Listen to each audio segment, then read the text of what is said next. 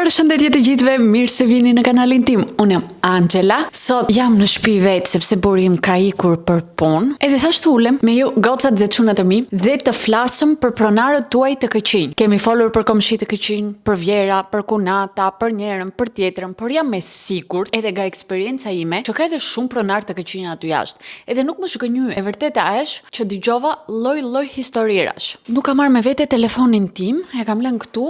Do desha shumë ta bëjmë këtë videon e ndërkohë të jem duke vizatuar. Do duhesha të kisha Klajdin që të më lexoj histori. Jam fiksuar me vizatimin në përgjithësi këtë kohë, sepse TikToku im grek është mbushur me goca që vizatojnë. Blejnë një libër që quhet Cute Moments, më duke, dhe shumë i famshëm më i libri. Edhe bëjnë këtë lloj kontenti, bëjnë videose në TikTok ose në YouTube duke vizatuar e duke folur, edhe shumë do desha ta bëj. Por po, mbasi ngelet për një herë tjetër që mund ta bëjmë në formë Q&A, edhe nuk kam nevojë për diket të më rim brapa kamerës edhe të më lexoj historitë. Kështu që them të fillojmë. Mua më jepte rrogën me vonesë. Nga një muaj vonesë, herën e fundit e vonoi 3 muaj. Dhe i shkruaj mesazh. Sot kam ditën e rrogës dhe po e presate.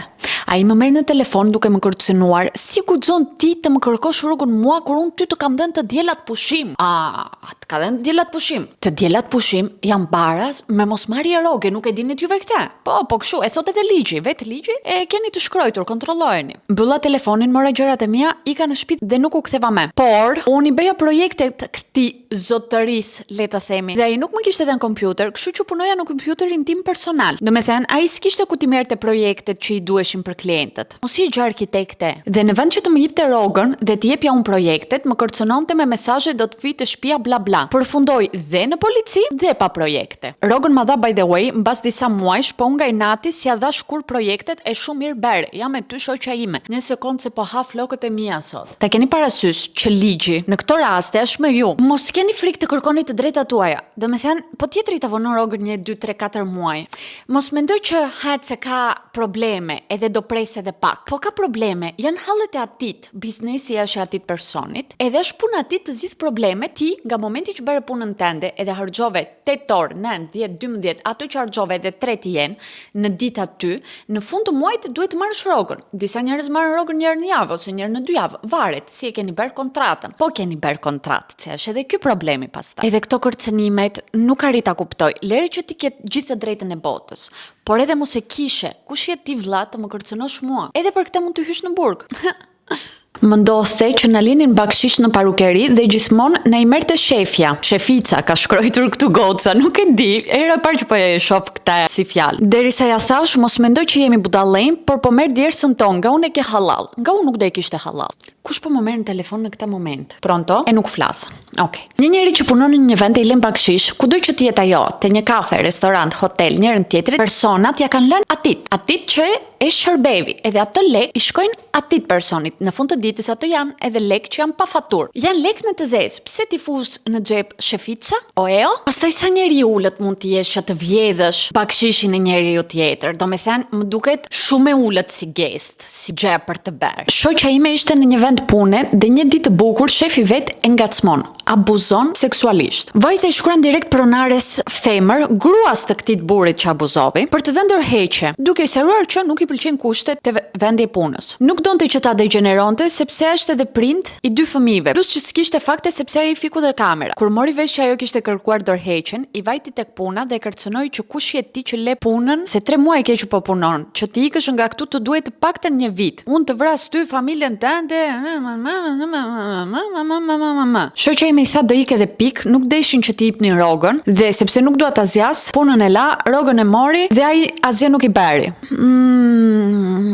Kur dëgjoj për këto raste, që një femër ngacmohet, më godet një nerv shumë i keq. Jam e sigurt që 80% të njerëzve që ngacmohen ose abuzojnë në vendin e punës janë femra, edhe 20% janë burra. Tani po flas me statistika kështu, të nxjerra nga truri im, jo me ato reale, do duhet të hyj ta kontrolloj këtë si pjesë, të them të drejtën. Dhe diku atje kuptojmë që nuk kemi arritur të drejtat e barabarta, sepse po të kishim arritur, kjo gjë nuk do të ndodhte. Ky tipi është babai 2 fëmijëve, domethënë 2 fëmijë, 2 krijesa e kanë si shembull shtëpinë e tyrve. Edhe kjo është e frikshme për mua. Dhe përsëri bën çfarë bën, tjetra nuk po ja thot edhe gruas tënde, edhe ti e kërcënon. Që po të isha unë në vendin e asaj gocës, që nuk kanë fakte, unë gruas të vet do ja thosha. Do ja thosha, dëgjoj, kshu edhe kshu bëri burjo. Fakte nuk kam, kamerat ishin të fikura, po do më beso, po nuk do mos më beso. unë do t'i ikë nga kjo puna. Sado asaj gruas do i kishte hyrë ajo ideja e parë. E do fillonte pak më shumë të jetë e kujdesshme me punëtoret e tjera në raste të ndryshme, do i ndagonte pak më mirë, sepse nuk mund ta lësh gruan tjetër të mendojë që ka yllin e botës në shtëpinë e vet. Edhe sepse jam e sigurt që ka ndodhur shumë gocave një rast të tillë, nuk keni përse ta duroni. E kuptoj që një njeri mund të ketë nevojë të punoj, por nuk mundet dikush të punojë rehate, të jetojë rehat në një ambient të tillë edhe kaq toksik. Domethënë ti kthesh në shtëpi në fund të ditës që nuk do veten, sepse gjithë ditën ke patur një njeri që të kacmon nga mbrapa, nuk të le rehat. Edhe shumë herë mund t'i thuash vetes çfarë faj kam unë që ai po ma bën mua, edhe pse ti s'ke asnjë faj, të gjithë fajin e ka ai. Por ti mund të mendosh, pse mua? Pse po më ndodh mua kjo gjë? Këshilla ime është në këtë rast të ikni. Jepni direkt dorëheqje. Kërkojeni ndihmë ekonomike prindërve derisa të gjeni një punë të re, sepse kështu nuk mund të jetohet. Kam filluar punë në një fabrikë këpucësh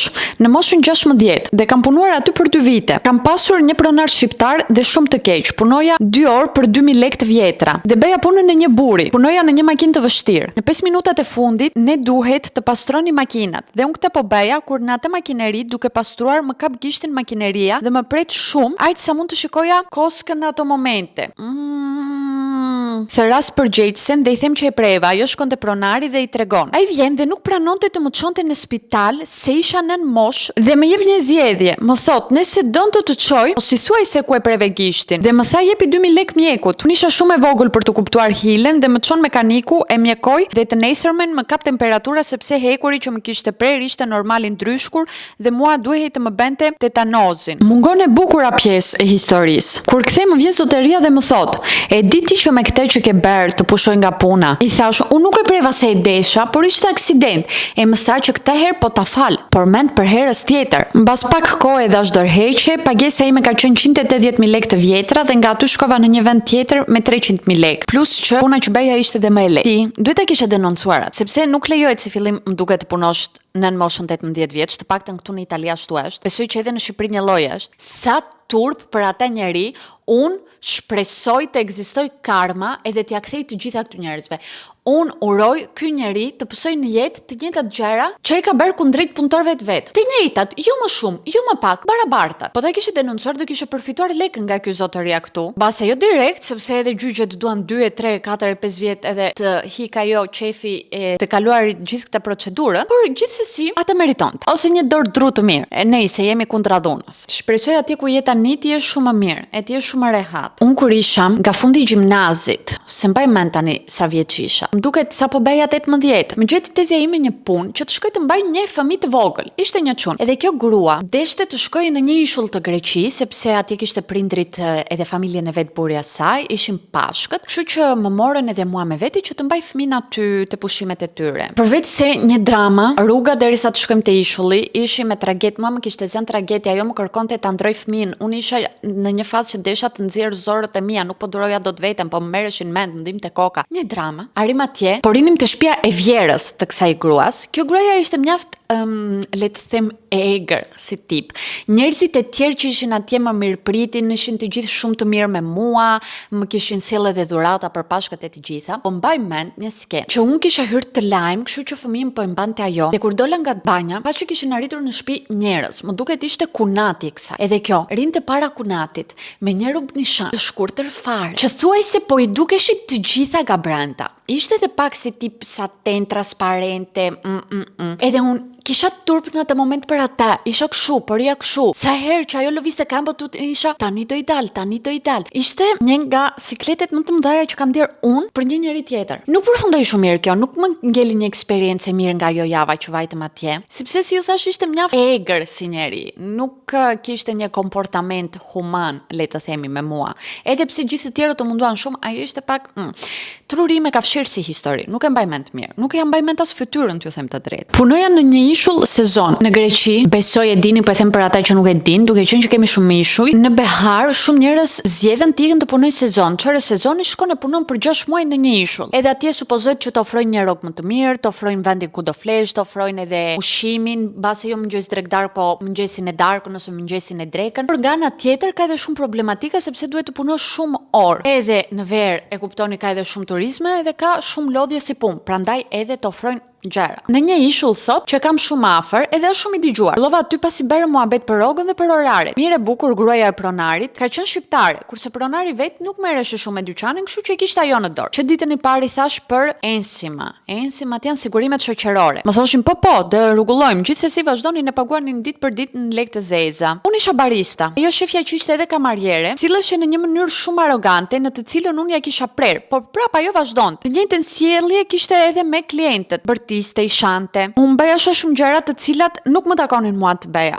Gjithsesi ndenjta. Në një moment më solli një porosi për një kafe espresso dhe unë e vura të bëhet, por gjërisa të dilte kafja, po vija gota të lara në përvend. U vonua ajo që të kthehej të marrë espresson, i cili u ftua nuk pieshe me dhe fillovi të më bërtiste mua. Filluan me pak fjalë të zien dhe ajo përpara banakut ngrem bluzën dhe tregon gjoksin, ndërkohë që rreth e rrotull kishte njerëz. U shokova, thot goca. Hera e parë që po përjetoj diçka të tillë, edhe thash erdhi ora që ti. Punoja sezon që në moshën 14 vjeçë dhe kam punuar me çdo lloj njeriu, në çdo lloj atmosfere, në çdo ambient të mundshëm, por kjo hera e parë që më ndodh. Edhe nëse e shef mesazhin tim, një këshill kam për ata që punojnë te restoracioni, kur mos lejoni t'ju shkelin me këmbë dhe të masakroheni juve që t'i dal dikujt tjetër puna. Bravo. Nga historitë që edhe ju më keni shkruar, kuptoj që të pasvendësueshëm nuk jemi për asnjërin. Edhe sikur drejtori, pronari të jenë duke na thënë që je më e mira, pa ty nuk del puna.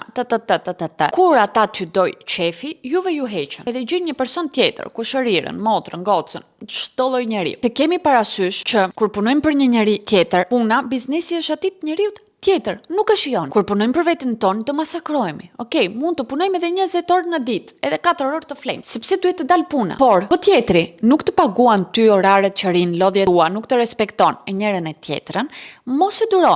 Edhe po të sillen keq në punë, sikur të jetë pronari, drejtori, menaxheri ose punëtorët e tjerë, t'ia ktheni. T'ja prisni që në fillim, mos i lejoni dikujt t'ju flas keq, ose t'ju trajtoj keq, ose t'ju jap juve të bëni punën e tyre, dhe ju ta pranonit se thoni haj mo ma kërkovi një herë ta bëj. Sepse një herë bëj, 2, 3 edhe kështu me radhë. Mua më pëlqejnë njerëzit që kanë pasion, edhe punojnë fort, edhe i vlerësoj shumë këta njerëzit. Por duhet të zgjidhni për ka e bëni këtë gjë. Po ambienti vet është një ambient shumë i mirë, është një ambient që ty të vlerëson, që ty ta kthen atë mundin tënd, atëherë okej, bëj çfarë të do ty zemra. Por mos e bëni këtë gjë për çdo lloj njeriu, sepse kuptoj që një njeri mund të ketë momentin që kam shumë nevojë këtë punë, nuk mundem ta humb, kështu që do bëj çdo lloj gjëje që më kërkohet. Nuk është kështu, sepse sa më shumë ti thoni po për gjëra absurde ose jashtë normave që ju kërkon, aq më shumë do përfitojnë duke parë që karakteri juaj është i ktill. Do të më shkruajnë tani disa ti po i thua këtë nga eksperjenca jote në YouTube. Unë i them këtë sepse para YouTube-it kam punuar edhe në gjëra të tjera.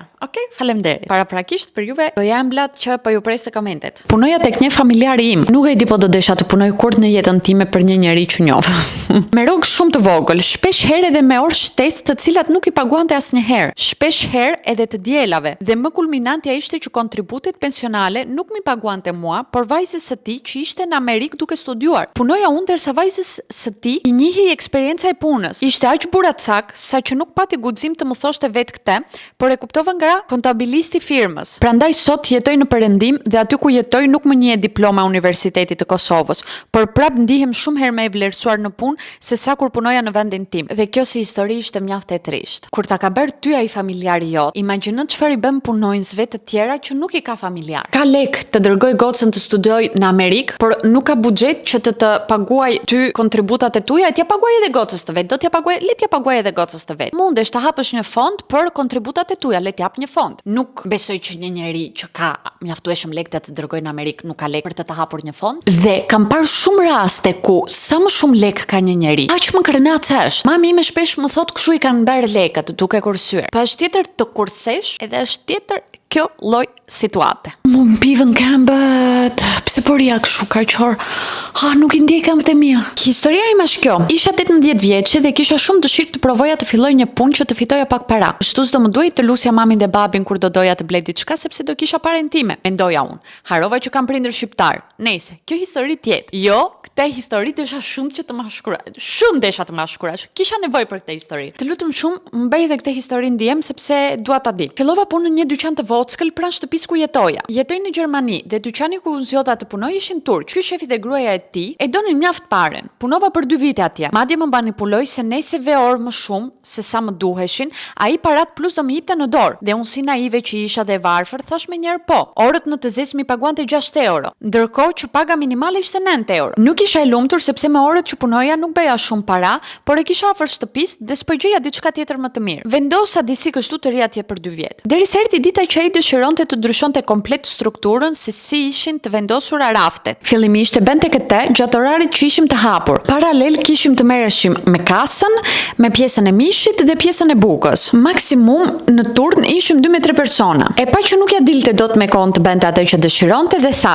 të dielën tjetër ju dua këtu të gjithë punëtorët për të mbaruar raftet, duke qenë që nuk po ja dilni brenda javës që ti mbaroni. Unë vajta, erdhën edhe shumë të tjerë, madje kishin erdhur edhe shumë familjarë të tij të na ndihmonin. Punuam atë ditë 11 orë dhe sërish nuk ja dolëm ti mbaronim, sepse dyqani ishte mjaft i madh. Si përfundim ky bosi turk tha që ditën e diel nuk do na i pagoj, sepse duhet të paktën një ditë tjetër të shkojmë të gjithë, duke qenë që nuk ishim të zotit, nuk ishim të aftë që të mbaronim këtë ndrimin e rafteve. Si përfundim nuk ja dha kur punëtorëve lekët e asaj ditës. Aty vendosa thot goca që ta le punën duke qenë që më duheshin ato parat. Ju luta Zotit që ato lekë t'i bëjnë ilaçe. Dhe shumë punëtorë të tjerë lan punën mbas kësaj ngjarjes. Nuk shkonim as unë as familja ime të blinim diçka atje. Njëjtin gjë bënin edhe familjarët e të tjerëve kolegëve dhe kolegeve që lan punën. 9 muaj më vonë mbylli dyqanin. E pat, në këtë rast Zoti e bëri punën e vet. Ja kthevi ashtu si e meritonte. Nuk mund të pretendosh të vi robi tjetër ditën e që don të pushoj, të shlodhet, edhe mos ja paguash. Domethënë, nuk më intereson fare për dyqanin tënd,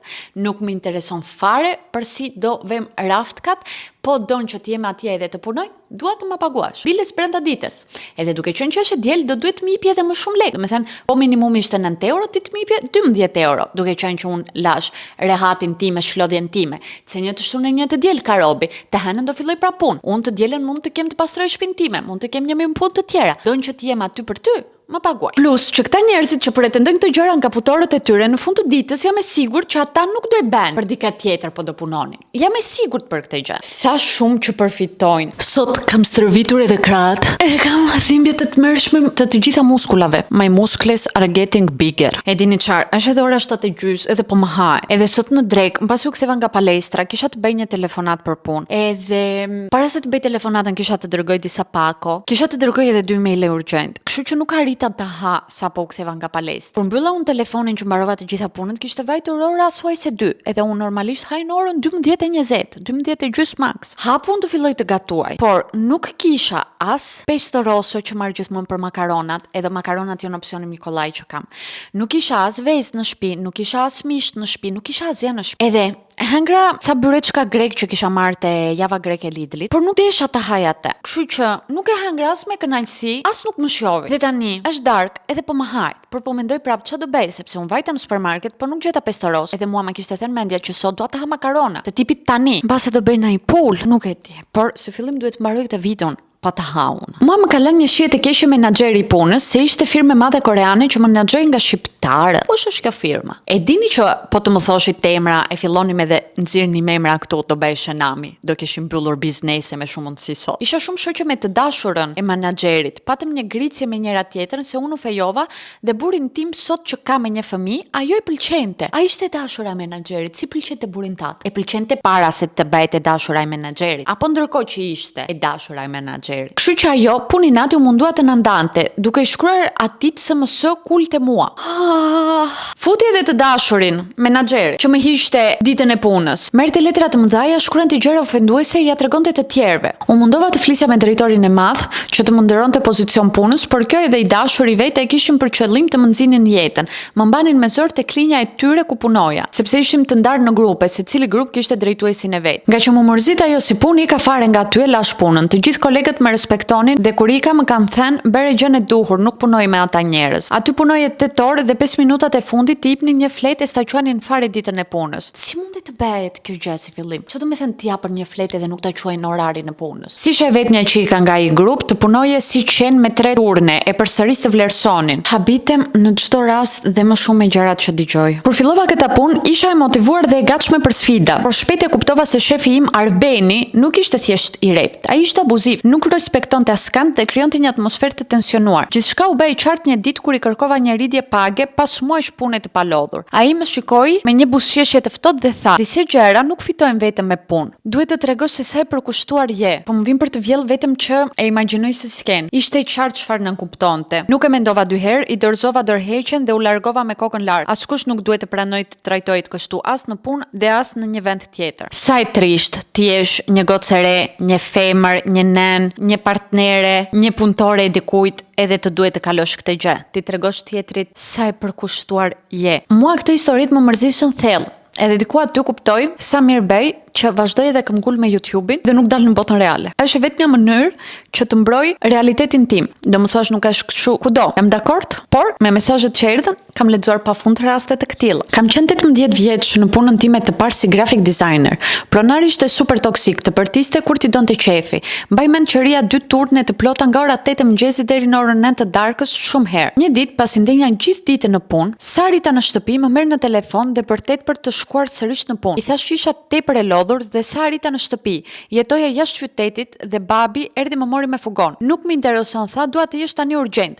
Detyrohet babi më çon prap. Dhe leqë tualet nuk kishte tek studio, por nuk të lejonin të haja as buk atje. Kur shkoj, vjen i tensionuar dhe më bërtet për të rregulluar një punë që një koleg e kishte ngatruar, por ai jetonte në një qytet tjetër dhe vinte çdo ditë te puna nga shumë larg. I thash që nuk është përgjegjësia ime sepse mund t'ia prishja projektin kolegut. Gjithsesi u detyrova ta bëja sepse mezi prisja të ikja në shtëpi. Pas disa muajsh më thot se do merrja pushim dhe do më lajmëronin kur të shkoja përsëri në punë. Pas disa javësh takoj në rrugë një kolege dhe më thot: "A nuk e more vesh?" Çfarë i them? Ka kanë hequr nga puna. Ishte thjesht skem për të mos u përballur me ne, ku i qenë që nuk ishin fonde për të mbajtur staf të madh. Ishte eksperienca më e keqe që kam patur si punën e parë. Pronari të përtiste dhe unë isha tip shumë timid dhe nuk i përgjigjesha dot. Ndërkohë që sfiliteshim me orë të tëra, pa ushqim, pa tualet dhe na banin presion. Nuk ishte një ambient pune i mirë, plus që rroga ishte për të ardhur keq. Edhe unë jam një njeri shumë i turpshëm, jam një njeri që nuk kthej përgjigje ose të paktën këtë kam bërë gjatë gjithë jetës time. Këto vitet e fundit po mundohem ta ndryshoj këtë gjë.